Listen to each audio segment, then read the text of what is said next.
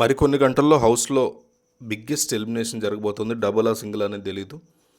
మీరైతే మీ చేతికి ఛాన్స్ వస్తే ఎవరిని ఎలిమినేట్ చేస్తారు?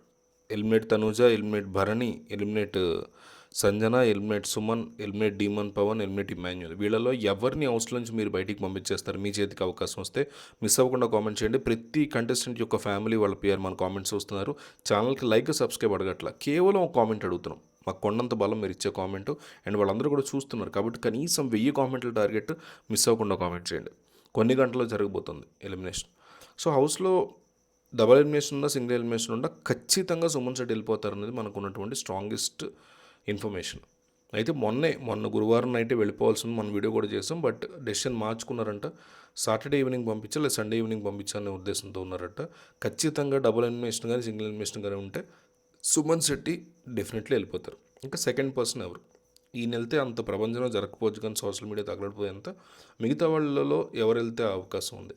భరణి కానీ, సంజన కానీ, డీమన్ కానీ, వీళ్ళు ముగ్గురులో ఒకళ్ళు వెళ్ళిపోయే ఛాన్సెస్ ఎక్కువగా ఉన్నాయి. భరణి సార్మా యొక్క ముద్దుబిడ్డ అనే మాటలు ఎక్కువ వినిపిస్తుంటాయి కూడా భరణికి తక్కువ ఛాన్సెస్. సంజన అండ్ మీకు డీమన్ పవన్, వీళ్ళిద్దరిలో ఎవరు బయటికి వెళ్ళిపోయినా సోషల్ మీడియా ఖచ్చితంగా తగలిపోద్ది. ఎందుకంటే సంజన కనుక బయటకు వస్తే తనూజాతో ఈ మధ్యకాలంలో గొడవ పెట్టుకుంటుంది కాబట్టి తను బయటికి పంపించేశారు అని తనూజ హేటర్స్ విపరీతంగా న్యూస్ని స్ప్రెడ్ చేయొచ్చు. విపరీతంగా తనూజ అంటే ఇష్టం లేని వాళ్ళందరూ కూడా సంజన కొట్టేశారు. వీక్ అయినా కానీ సంజన ఆఖరి నుంచి సెకండ్ పొజిషన్లోకి వచ్చింది. మొదట్లో కొంచెం బెటర్ అయినా కానీ ఇమాన్యుయల్ ఓట్లు తగ్గిపోతుండడంతో ఇమాన్యుయల్ ఓట్లు వేసుకున్నారు. కళ్యాణ్ ఓట్లన్నీ కూడా మళ్ళీ డీమన్ పవన్కి పడ్డాయి. అందువల్ల డీమన్ పవన్ సేఫ్ జోన్లోకి వచ్చేసాడు. సో ఇట్లా ఏమైనా జరగచ్చు. సో డబల్ ఎలిమినేషన్ ఉంటే మాత్రం సుమన్ అండ్ సంజన లేదా సుమన్ అండ్ డీమన్ వెళ్ళిపోతారు. డీమన్ కనుక బయటకు వస్తే ఒక కామనర్ని కావాలని తొక్కేసారి బిగ్ బాస్ అనేటువంటి మాటలు వినిపిస్తే, ట్రాక్ ఉంటేనే, లవ్ ట్రాక్ ఉంటేనే ఉంచుతారు ఒక అమ్మాయిని ఒక అబ్బాయిని అనేది. ఎందుకంటే రీతు వచ్చింది మొన్న, ఈ వీక్ డీమన్ వచ్చాడు అనుకోండి, సోషల్ మీడియా మొత్తం బగ్గుమంటుంది బిగ్ బాస్ మీద. ఏమని సింపుల్, మీకు లవ్ ట్రాక్ నడిపితేనే ఉంటారు. లవ్ ట్రాక్ పక్కన తీసి పెడితే రీతు కానీ డీమన్ కానీ సూపర్ ప్లేయర్స్.